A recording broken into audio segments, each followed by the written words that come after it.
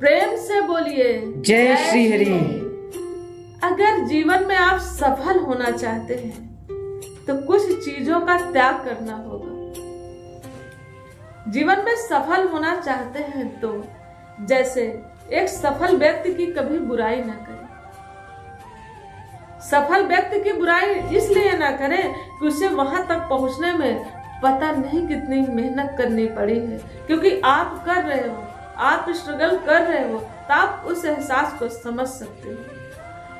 और कहते हैं कि लोग सत्संगी जो होते हैं, कहते हैं मैं सत्संग इतने दिन से कर रहा हूँ, मेरे जीवन में कोई परिवर्तन नहीं है। परिवर्तन कहाँ से होगा?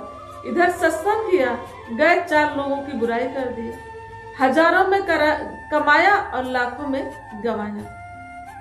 अगर आपने सत्संग किया, बाहर जाके कुछ गलत कार्य कर रहे हो, किसी की निंदा चुगली वखेली कर रहे हो, तो क्या है 100 रुपए आपकी कमाई है, 1000 रुपए गंवा रहे, हजारों में कमाई है तो आप लाखों में गंवा रहे हैं। सत्संग का मतलब कि कहते हैं कि किसी की निंदा चुगली नहीं करें, सत्य के साथ खड़े रहें।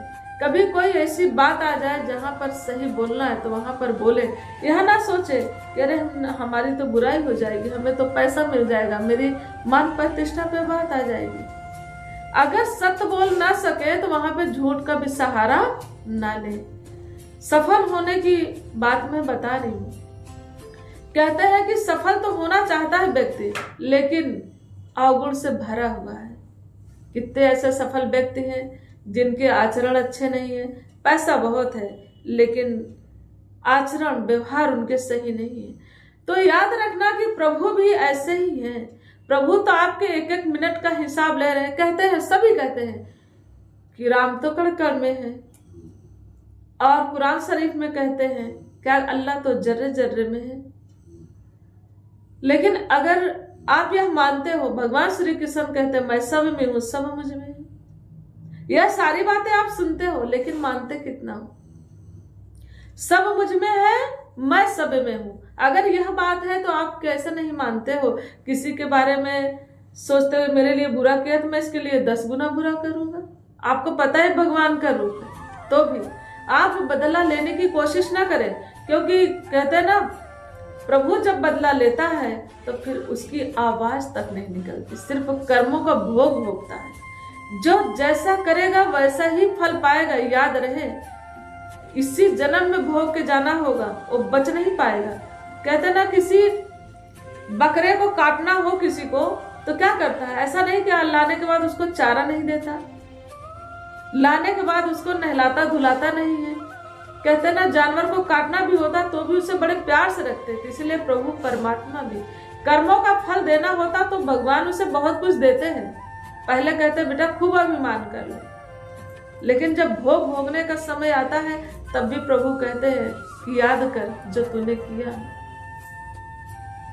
एक बहन थी, बहुत परेशान थी, बहुत अभिमानी थी, बहुत दुखी रहने लग गई। उसके बहू बेटे पूछते नहीं है, पड़ी रहती है, गंदगी में पड़ी रहती है। तो बोलती है कि बेटा मैं क्या करूं? मैंने उनको एक बात समझाई, रोती रहती थी। हमने कहा देखिए, आप अपने जीवन में झांक के देखिए, कहीं ना कहीं आपके कर्मों का ये फल है। अब अगर मिलती है तो यही बोलती है कि बेटा मेरे ही कर्मों का फल है, जो तूने बोला वह सही बोला है। मैंने बोला कि इसलिए जीवन में याद रहे, एक ऐसा वक्त आता है, ऐसा समय आता है, आप कुछ नहीं कर सकते।